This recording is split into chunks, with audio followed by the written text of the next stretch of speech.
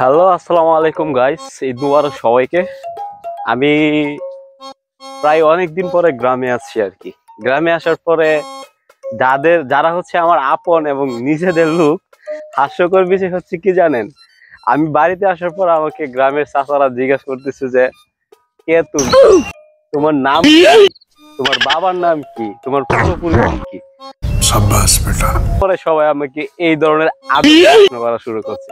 এখন আমি কি করবো বুঝতে পারতেছি না। তা আমার কাছে মনে হচ্ছে কি, মানে আমার পিছনে বা সামনে একটা সাইনবোর্ড লাগানো দরকার, যে এনআইডি কার্ড দিয়ে এবং আমার সম্পূর্ণ পূর্বপরিচয় লিখে রাখার দরকার, যাতে সবাই বুঝতে পারে যে তুমি অমুকের ছেলে। এখন যদি হচ্ছে কি জানেন, মানে 3 মাসের জন্য আমি বাইরে থেকে গেছিলাম হচ্ছে শহরে। এখন শহর থেকে গ্রামে আসার পরে সবাই আমাকে চিনতে পারতেছে না ভাই। এই দুঃখ যে কোথায় রাখি, মনে হইতেছে যে এই যে পুকুর আছে, আমার গ্রামের চাচাদের উদ্দেশ্যে একটু কিছু খোয়েন আপনারা। হ্যাঁ, ঠিক আছে ভাই।